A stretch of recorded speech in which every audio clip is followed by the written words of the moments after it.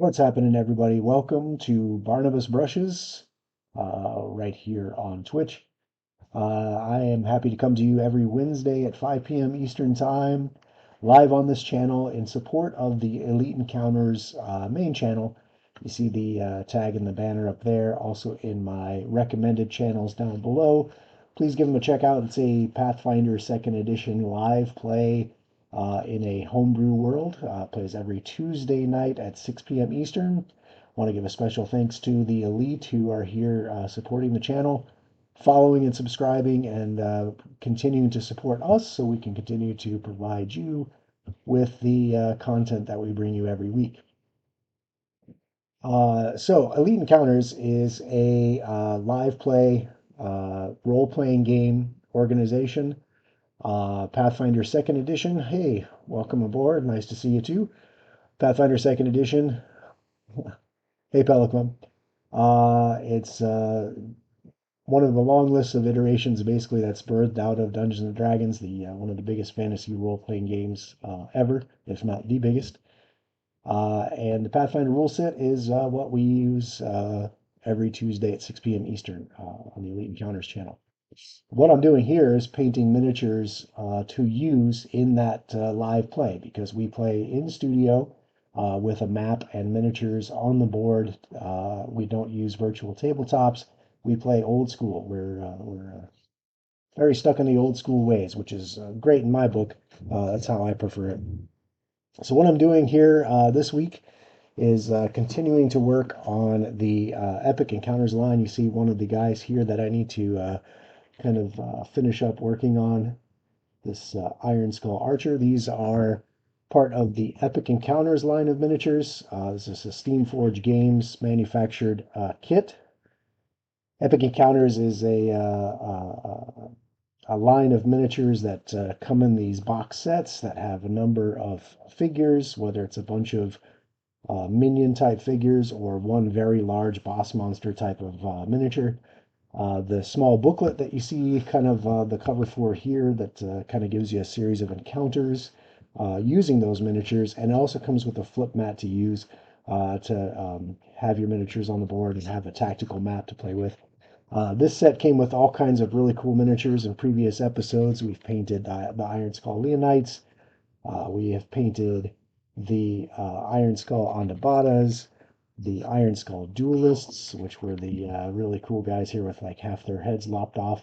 We're continuing our work on the Iron Skull Archers. There are 6 of these in this set, so we had our work cut out for us. But we're nearly done with these. We have worked on these for some time now using Army Painter speed paints, which has really sped up our throughput of these guys. And we're getting close to having this set done. So I'm looking forward to finishing these guys up and moving on to some of those other really creepy, really cool models in this particular set. You have to pardon my voice today. I am a little under the weather, so I am, going to have to step away and probably cough and get drinks, etc. But we're going to power through this and put some paint on these guys and have fun while we're doing it. So last time we met, Sunshine recommended using yellow for their undershirts to kind of contrast with their earth tone armor. And we did that with most of our units here. We did do some gray on a couple of the guys, but we finished that up and got all the chainmail and metal bits done, all the buckles and little metal armor bits done. We did have the suggestion by Evil, one of our faithful followers out there and subscribers. Evil suggested that the commander of this particular unit, I believe he said he should have a deep red cloak, if I remember right. Is that correct? Does that ring a bell, Mike? And all those people out there in chat, let me know. So for our deep red cloak,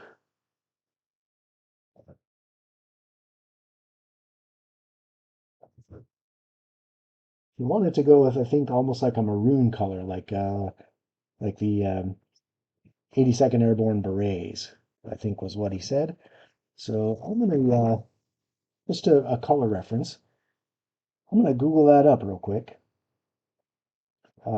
just to get an idea. Make sure I honor that particular color request. Okay, great. Okay,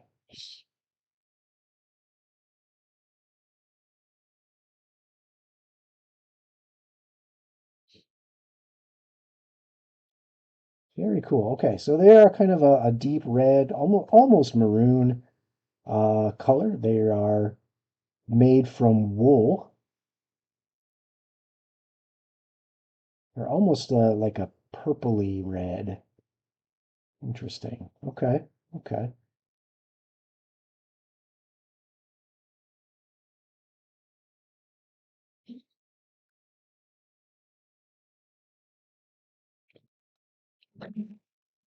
Oh, great.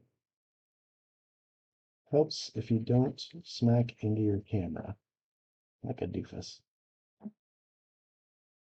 I could lie and say that I'm on hopped up on cold meds and that's making me clumsy, but that's I'm actually not. I'm avoiding the medicine. But at any rate, let's see if we can't replicate that 82nd Airborne Beret color. Um,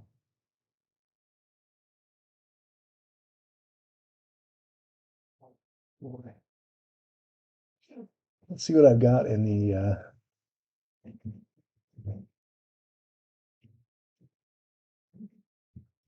both in my Speed Paint 1 and Speed Paint. Uh, there we go, Evil. How you doing? Yes, maroon. Yeah, I had to Google while you were gone because I didn't know off the top of my head. See what I did there? Um, so to replicate that maroon, it is. Boy, oh boy.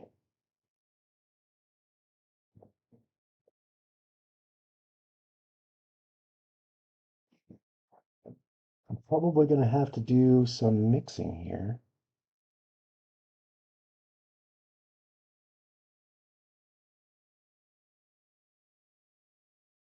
because the closest colors that I have in the speed paint line is slaughter red, which I think might be a little too red for our particular color, particular purpose here that we're trying to replicate.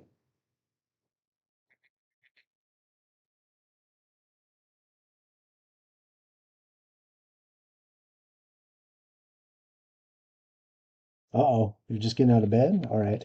Now we do have this color here, Murder Scene, which does have kind of that more purple maroon color that we're going for. But it's a darker purple, if I can get it on camera here, in the light source. That's not doing too well. I wonder if we mix the two together, what we can get here.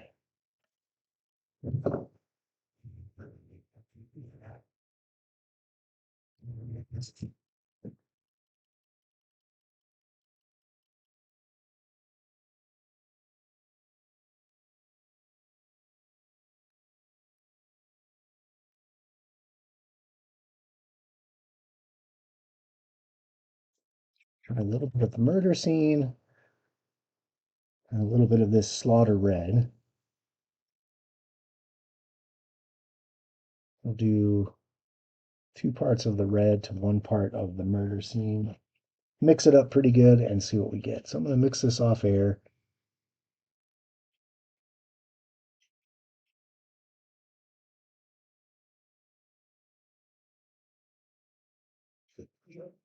And I might test paint this on a model surface. I don't know that this is quite right.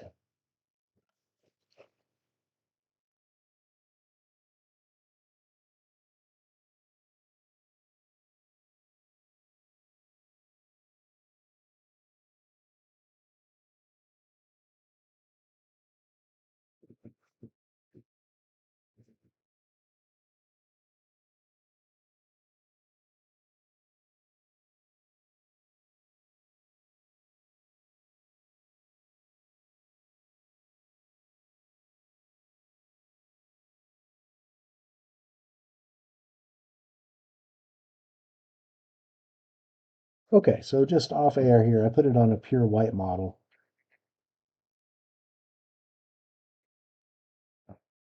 Let that kind of come in focus there. What are we thinking, Evil? Is that maroon enough based on the photographs I saw? I think that's actually pretty close.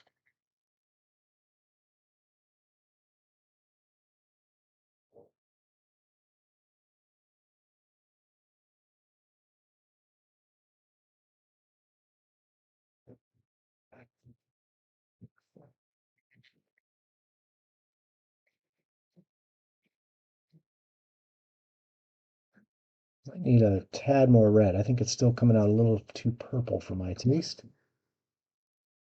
Hooah.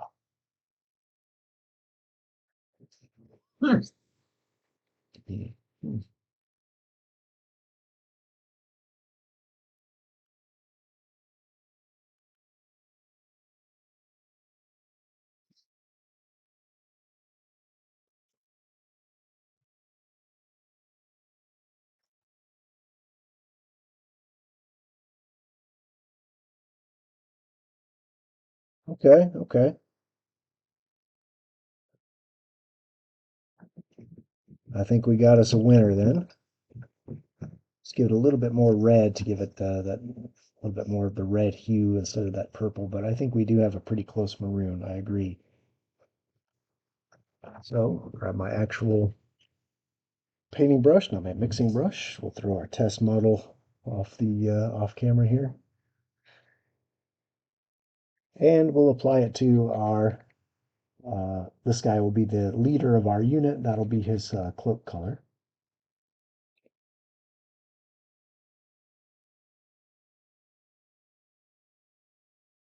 And we're going to apply this pretty liberally over the cloak because there's a lot of texture. We want all this dark pigment to go down into those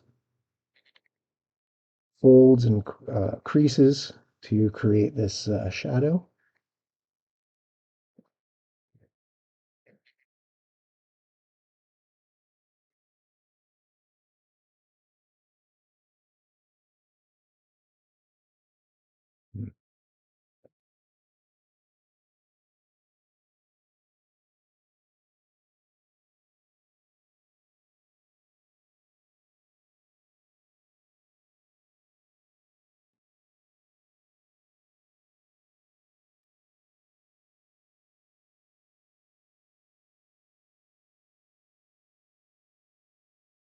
Back here through the hood.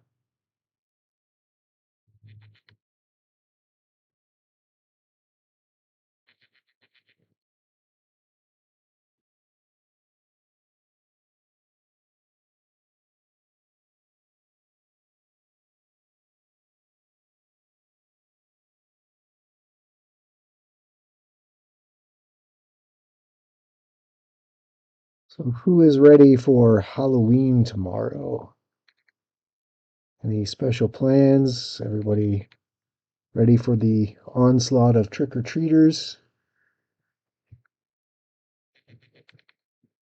For the potential of vandalism?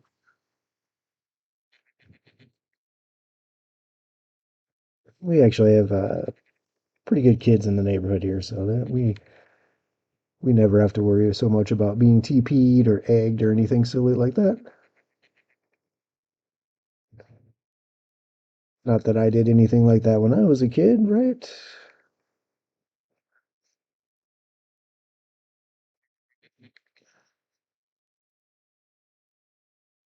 Yeah, yeah. Taking the kids around to get that candy and stuff, for sure. All right, we're letting that dry down. That I think that's a good choice in color. Thank you, Evil, for the guidance on making sure we get pretty close to matching that 82nd Airborne Beret color. That really, yeah, brilliant maroon.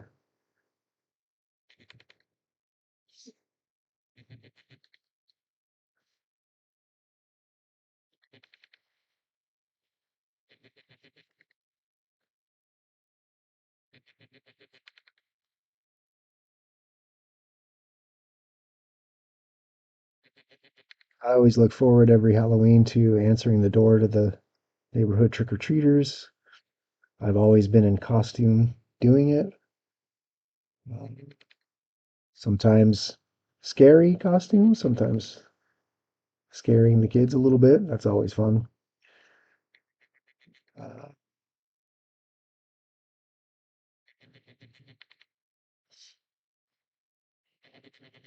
okay. Now we've made sure to get the cloak that's underneath the back there between those between the legs and coming out of the back there, not getting any of that paint on the bow. Looks pretty clean as that's focusing in. Drying down, you're going to see that shininess, but it's going to dry with a matte finish. Yeah, that's looking pretty cool. I do say so.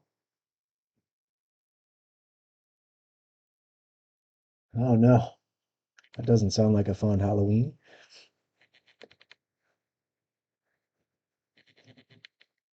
And of course, once the kids are all done and the candy's all handed out, then, watching a good bunch of horror movies. My wife and I are big horror movie fans. We've seen, I don't know how many over the years. It's very difficult to find new ones to watch at this point. Yeah, thank you, sir. I think he is he's looking pretty cool on that. Those colors contrast pretty well. It's an interesting combo that actually looks pretty cool together.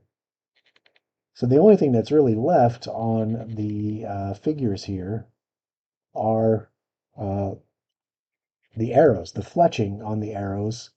Here in his quiver, he's got one sticking kind of out of his neck here and one sticking out of his ribs here. Yeah, that's a lot of work, bud. I can't remember what Sunshine was saying about these fletchings, like the color we were going to go for with the fletchings. Um, there she is. Hey, Sunshine. Red. Okay, great. So I agree with red. I think that'll look super cool. Uh, I'm wondering on the commander model if we do red fletching, if that's going to kind of blend in with the cloak we just did, or if we might consider a different color for him. We'll think about that. But while we're doing that and letting this maroon cloak dry down, we'll do the red fletching on the 5 other models that are in this little group of archers here, this little unit. Every time I say that word, I uh, think of a movie quote, and I gotta not say that here online today. Okay, so for the red fletching to be a little different. Okay, so the units that have the ice bows, we want a blue fletching. Okay, okay. And that'll actually contrast pretty well with the commander's maroon cloak, too. Yeah, yeah, okay. Very cool. All right. So, blue bows will separate over here, pardon my wrist. We'll get the normal wood bows over here to kind of organize my models off screen. Infantry blue. All right. We're going to have to educate me on what infantry blue is.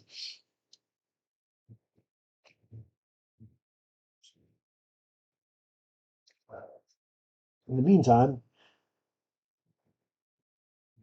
for the red fletching that Sunshine's recommended, we'll use bright red. This is an orangey red color that I like to use when I paint red dragons with speed paint. It has a really nice contrast to it and comes out looking pretty cool on on red dragon scales actually. Uh, don't really have a great example here. Well, sort of I do. Here is a chimera I've been working on. And the dragon part of the chimera, that is the bright red color. Just the arrows sticking out of them is the enemy's arrows. Okay. So make those red and then the ones in the quiver blue, or make their arrows red and make the ones sticking out of them blue. I'm going to say the ones sticking out of them would be the red, because I think Mike wants blue in their quiver to match their blue bows, right? Their electric or icy bows.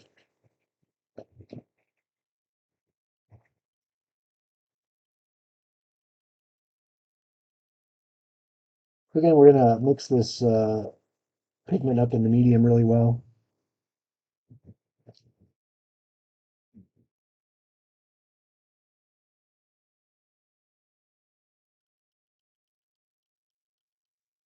Okay, I'll give that a check here in just a sec, because I want to match the color, and I like learning new things, so that'll be interesting to me. Okay,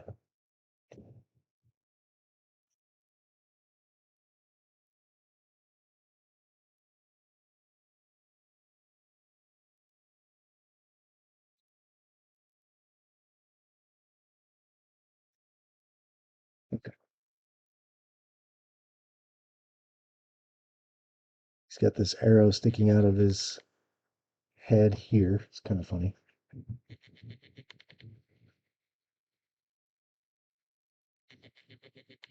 As that speed paint works its way into the texture, you can almost see the filaments of the fletching come out in that. It's pretty cool.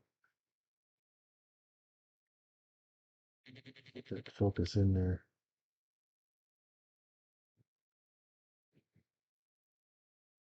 Okay, and then he's got this one in his side here. Got lit up.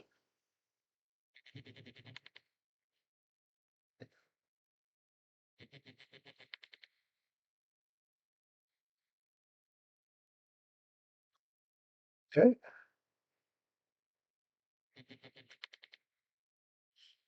there we go. Enemy arrows. Duck. On to the next. Super cool part of speed paint is that you can really, if you have a bunch of units that are the same or the same color scheme, you can knock out multiple miniatures in one sitting really fast. It's kind of fun to watch the Facebook posts, the all the social media threads that are like, "Hey, I painted this group of figures with speed paint today. I knocked out all three of these figures in 2 hours." It's kind of fun to compare notes and be like, "Yeah, let's get things done quick." I have huge, massive dragon miniatures that speed paints have turned into like a super joy to paint because they go fast and they preserve the great detail of the sculpt. They look really cool. Um, we've shown one on air here before, and we actually had one of my green dragons make an appearance on the Soul Severed campaign. Look back at the episodes on YouTube and find the one that has the thumbnail of the big green dragon in the background. That was all done with speed paint. All right, there's number 3.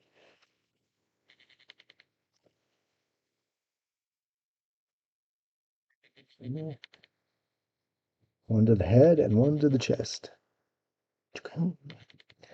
And kind of funny if they had the arrows kind of sticking straight out from the chest, but then I don't know if they would have fit nicely in the packaging.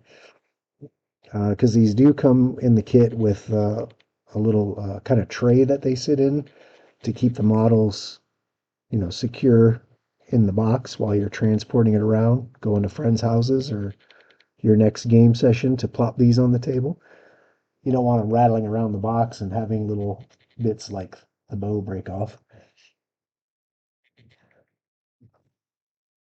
Okay, I think that red is bright enough to um, contrast with our commander's cloak. So we'll just keep this same color scheme going for the enemy's arrows being red. I like Sunshine's thought process, right? It has a sense of realism, like the arrows that they've got stuck in their own body wouldn't be the same colors as their own arrows. That would imply friendly fire. And these guys probably weren't that dumb in life before they were reanimated as undead monsters.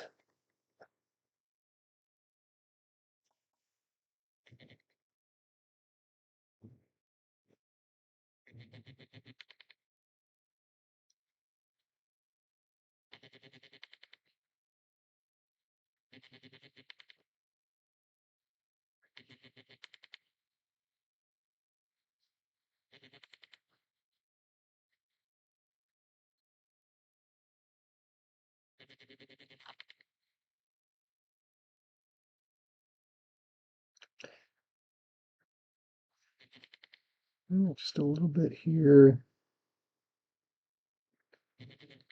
Cool. Wang.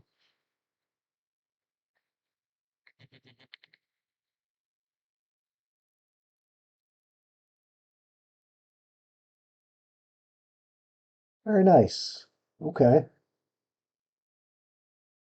Gonna help volunteer at the Legion to bring some food to those guys. That's cool. Uh,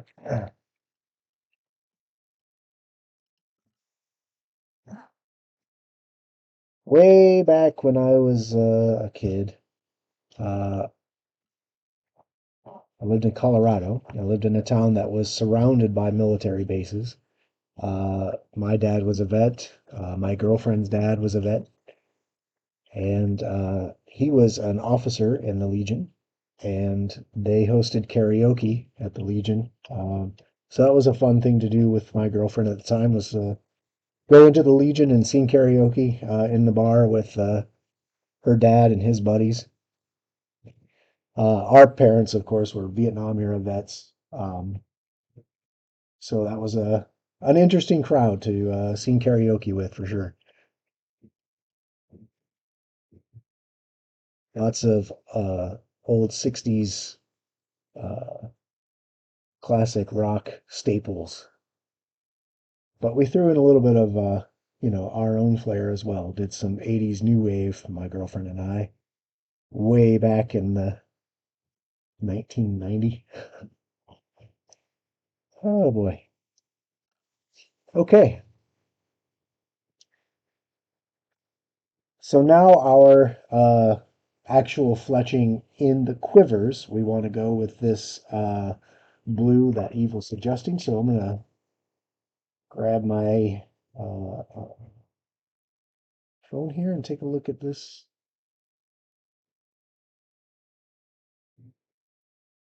uptrend blue cord.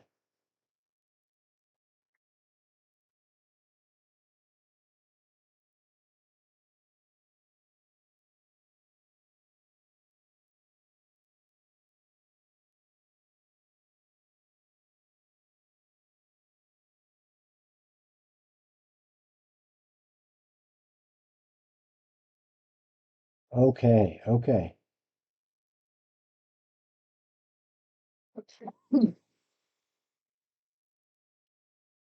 That's a pretty cool color. And the different photographs are presenting it different. It's kind of a gray blue color.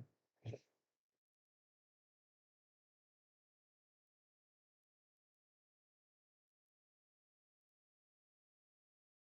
really depends on the camera,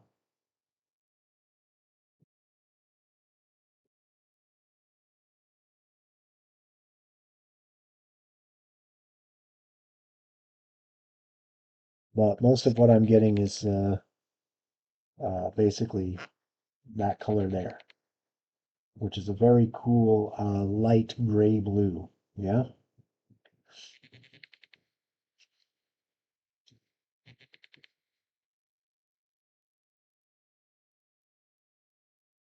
cool, cool.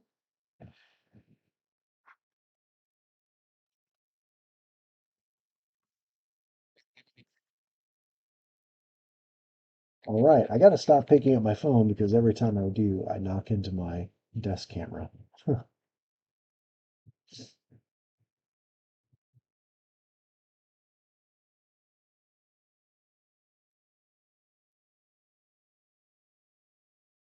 Hey, so the challenge is to uh,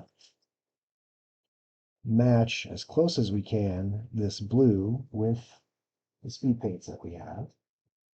Luckily for me, the speed paint line has several choices in the blue, and one of my favorite is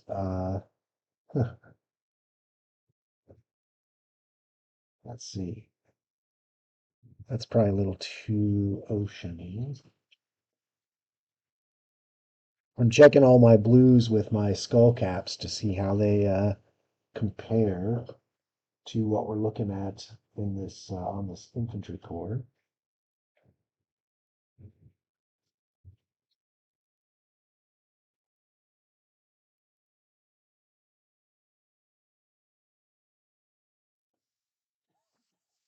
Pardon me.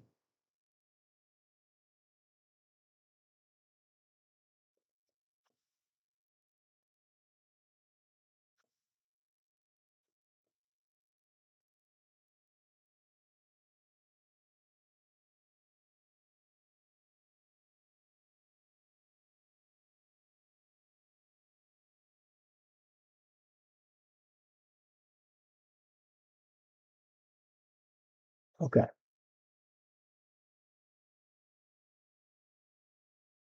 think I've got a match. Now I have one of my favorite colors to play with is Lizard Folk Cyan.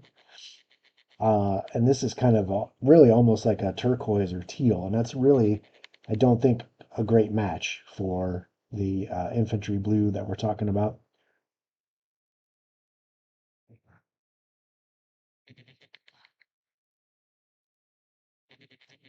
But we do have this color here. It's a pastel, which means it's going to have that light color and get that really bright blue. And I think that is a great match for the infantry corps, at least based on the images I'm seeing.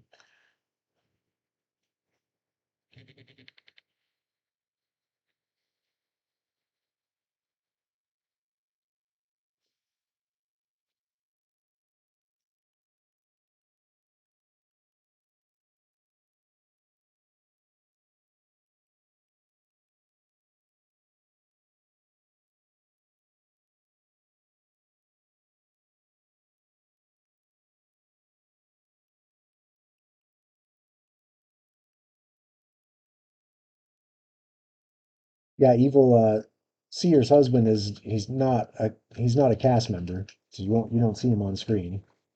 Um, but yeah, he is as Sunshine said, both a Mason and 82nd Infantry.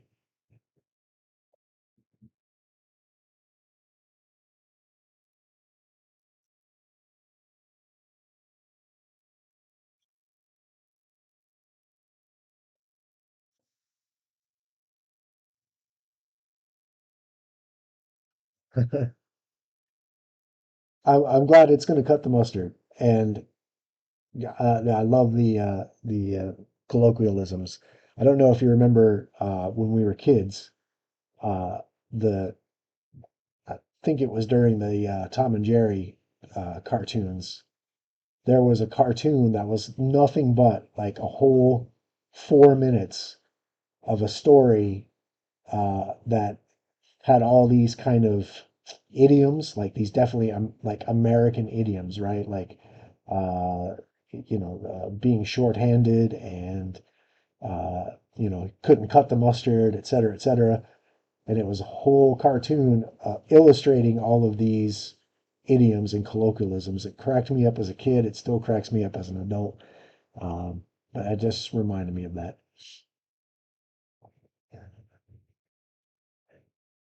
Okay, so the fletching in their quivers is going to be infantry blue. Here we go.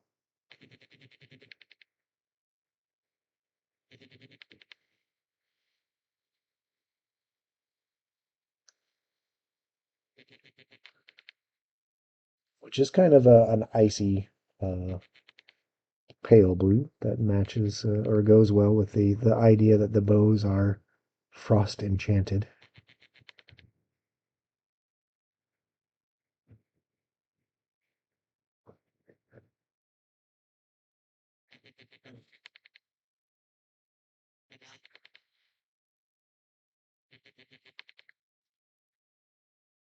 Okay.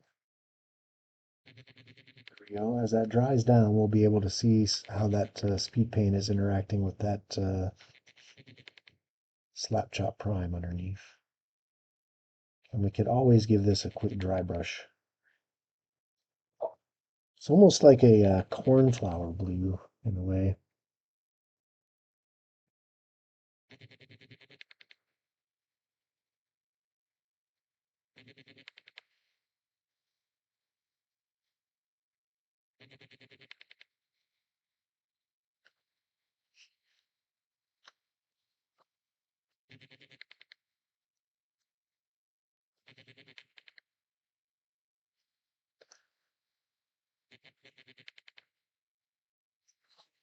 Yeah, I think it does look pretty cool.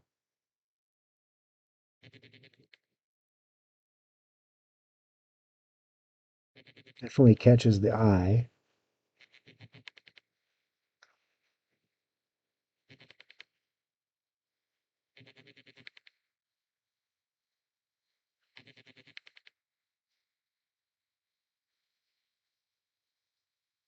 Yeah, I agree. I agree.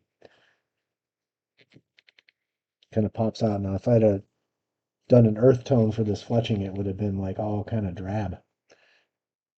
Very good color choices, audience. I appreciate the uh, feedback and interaction and suggestions. It's been a lot of fun. It's pushed me out of my painting complacency and made me realize some color combinations that look pretty badass. So I appreciate it.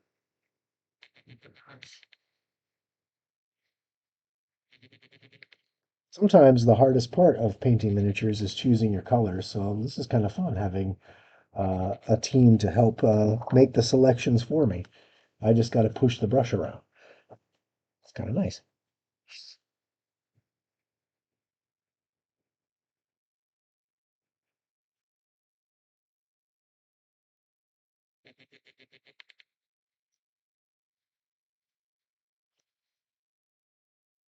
Speaking of pushing the brush around, we don't want this to pool too deeply in those crevices because we'll lose some of that detail of the that priming we did.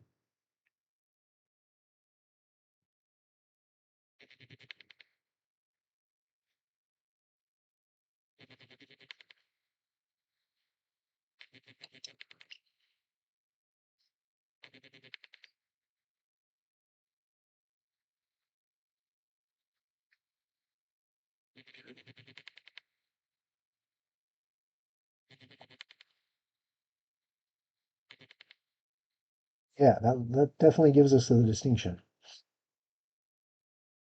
Yeah, I do have to have the color in my box. But you know, we did some mixing to come pretty close. So, especially for that airborne beret. Okay.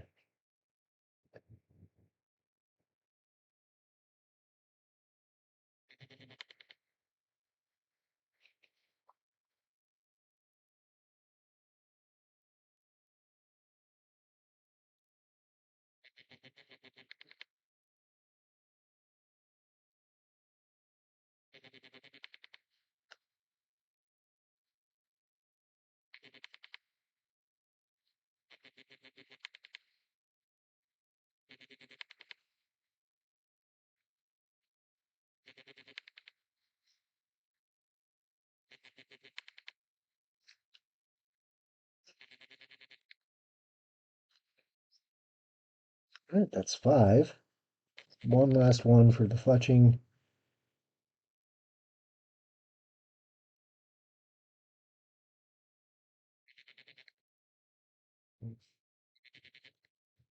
Okay. I need a little more paint in the palette here. Mm.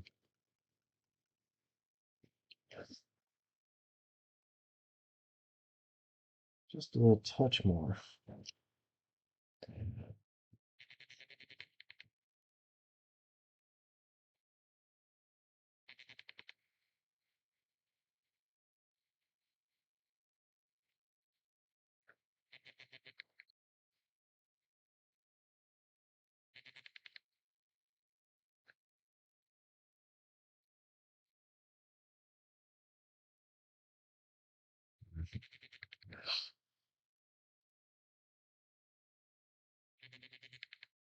So I went a little too heavy-handed and got some on the fingers here. I'm going to take that off with a wet brush.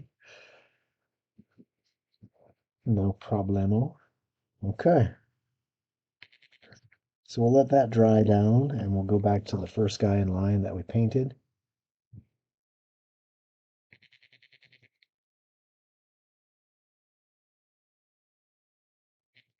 And you can see that texture of the fletching there underneath that sort of translucent pastel paint. It's got that kind of cornflower blue. Uh, Pretty close to the infantry cord. As close as I can get with the colors that I have anyway. Okay, so now with these guys, we're pretty much down to needing to paint the bases. We've already got, the skulls kind of defined here on the base. We've got this kind of rocky material they're standing on. There's some different textures going on here, like these kind of angular slabs that are coming out. Looks like maybe it was ruins of a building. And I think on the other models, we painted those in like a stone gray. Um, so I think we can probably lay that down right now. And then the more earthy parts, we'll choose a different color.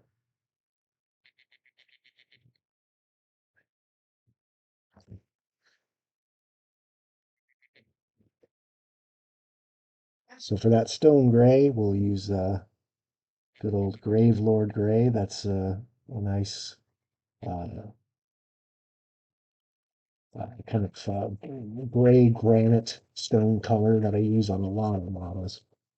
Um, we'll be going through 2 or 3 bottles of this already.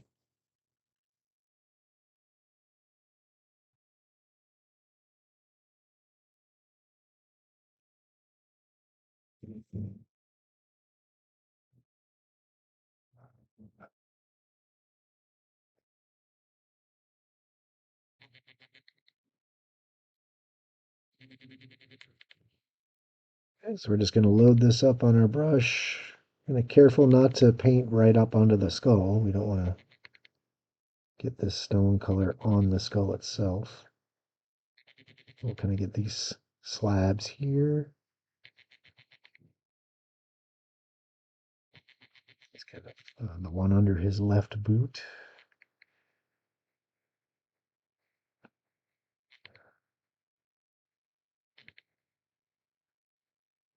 Get this piece here.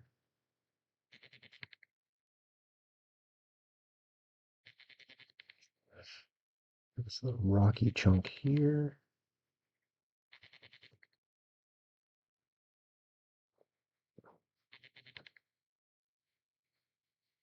And this,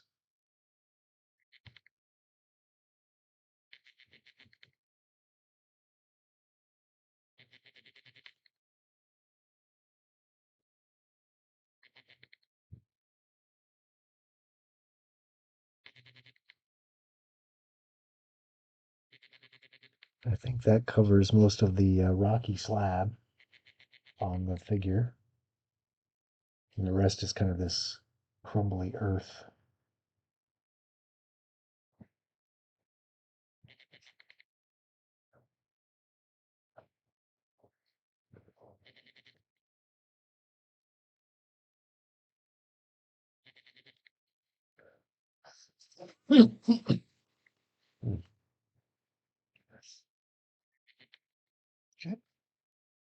On to the next.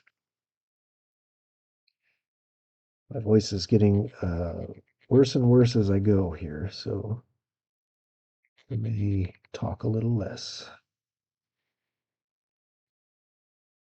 Anyway, hey, he's gonna shut up. Shut up and paint, brush boy.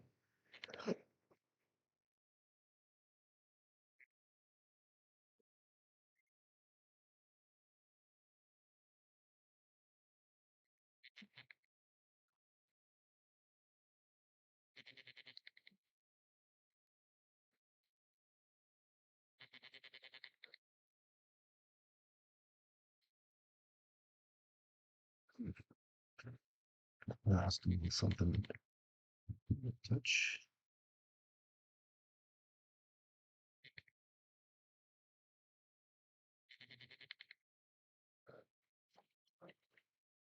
Part of this hood that was kind of needing some paint.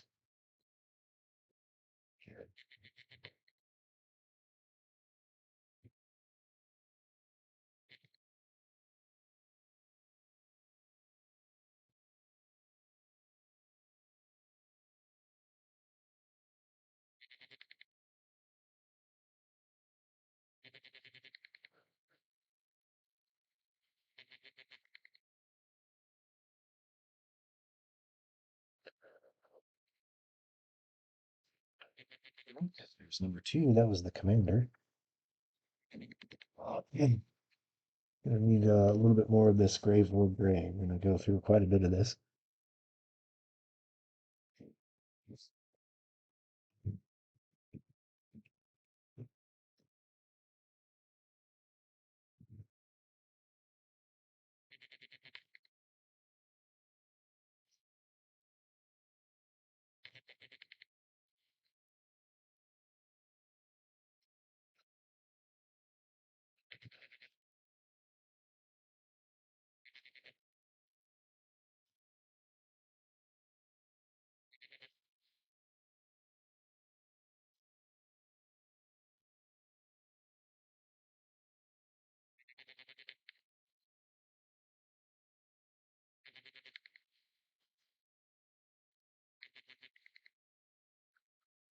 Just gonna slap this on there and let the paint do the work. Pretty easy.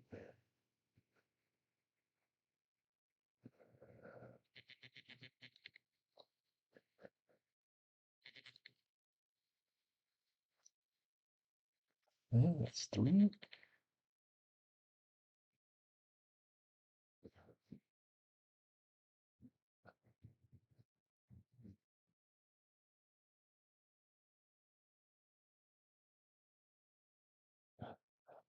These models we're working on tonight, Pelican, these are all going to be for monsters for encounters. So will they be on the table for a round or two? Who knows? Depends on how tough they are, I guess. That's always the fun thing too, right? Is there have been times when I have spent days painting a miniature, get all excited to put it on the table and, kind of scare my players and be like, oh, look at this big badass monster you're about to face, and then in 3 rounds it's dead. Um, you're like, oh, I'm glad I spent the better part of my week painting that for this moment. Speed paints make that a little less painful as a painter slash game master.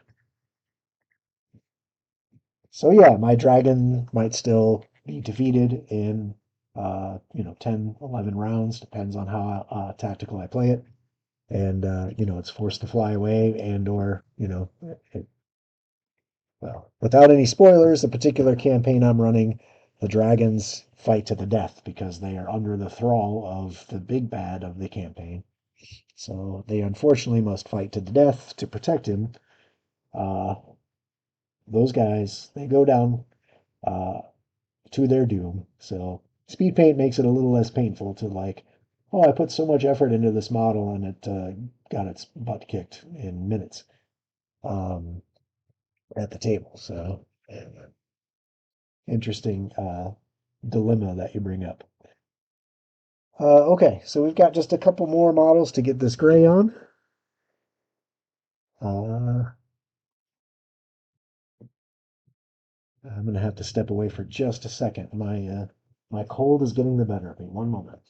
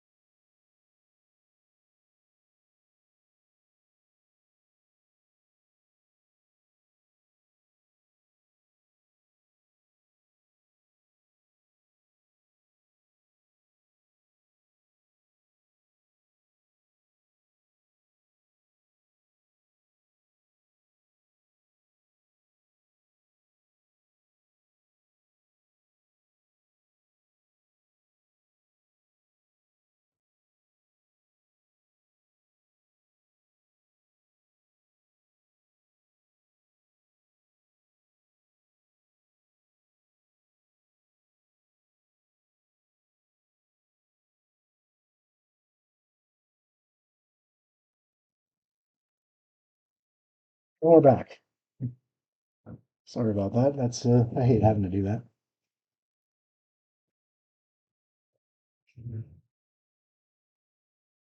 Yeah. Right, back to our rays.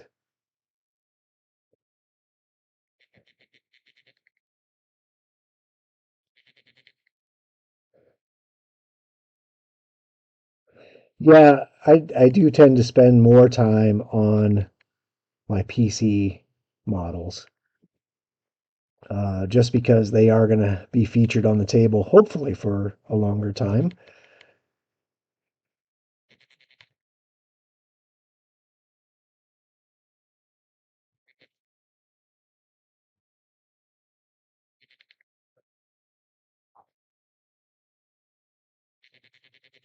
But I have painted a few of my PCs lately with speed paints or a combination of speed paints and more classical acrylic painting. Uh, just because, time management. There's just so much to do. Uh, so many, so many games to play, so little time.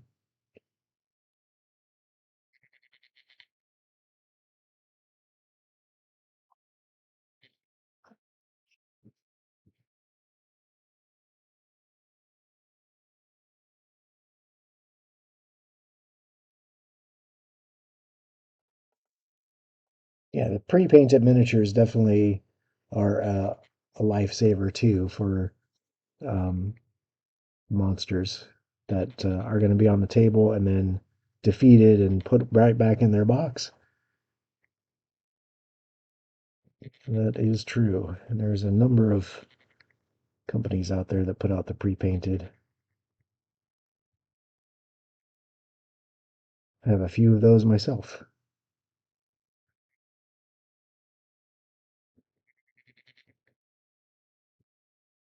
There's something fun about putting your painted model on the table. And your players go, "Oh wow, that's cool. That's a cool paint job. That monster's scary," and then they proceed to destroy it. But that's our job as GMs or DMs, right? Is to challenge the players and give them something to, be maybe a little scared of, but ultimately they defeat it and they feel like they're victorious and they are heroes. They've won the day, defeated the bad guys, saved the town, rescued the princess, whatever the quest is. That's the ultimate job of the GM is to lose, but by losing, you win. So that's kind of It's kind of a fun dilemma or uh, paradox to be in, I suppose.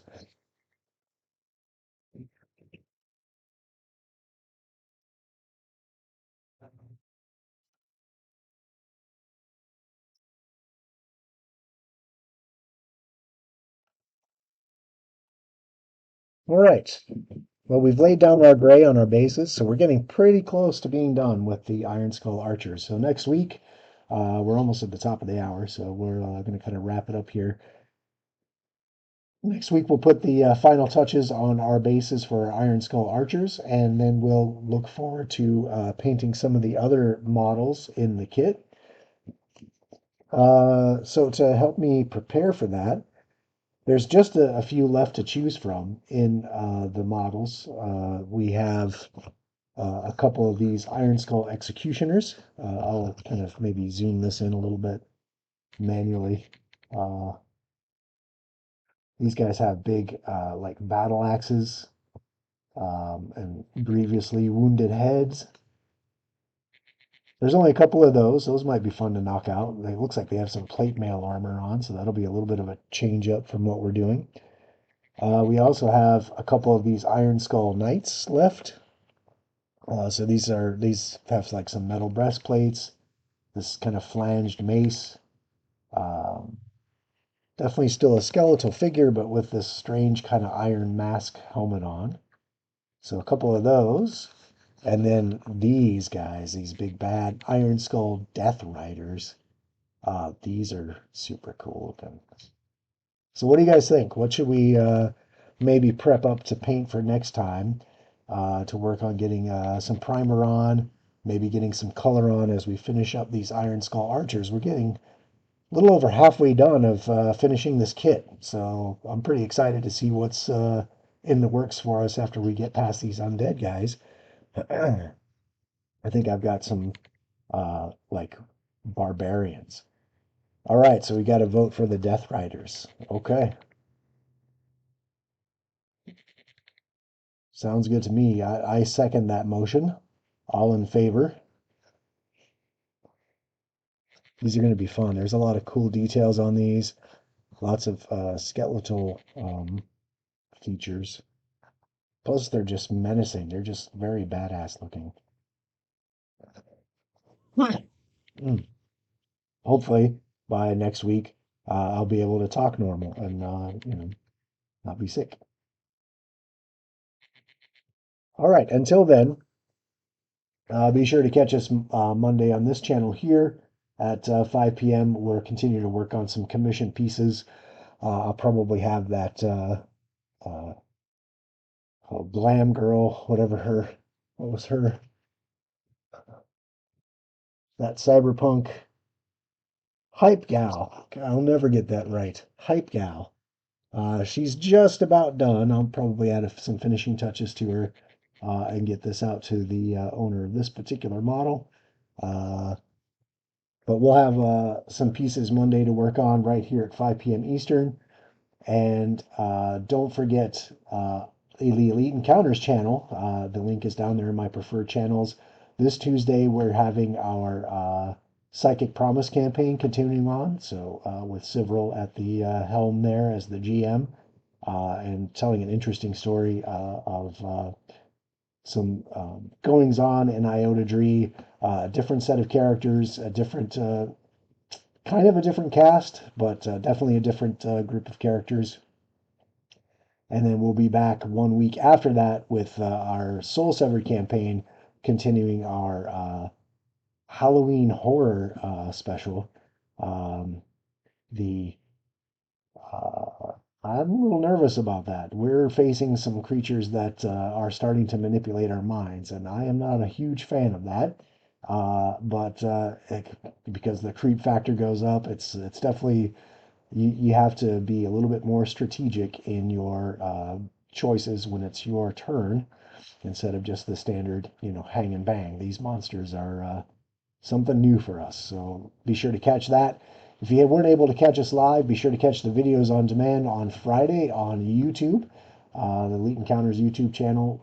And then if you don't have time to sit in a screen, you just want to catch up on the episodes, the Soul Sever campaign is available as a podcast anywhere you listen to your favorite podcasts.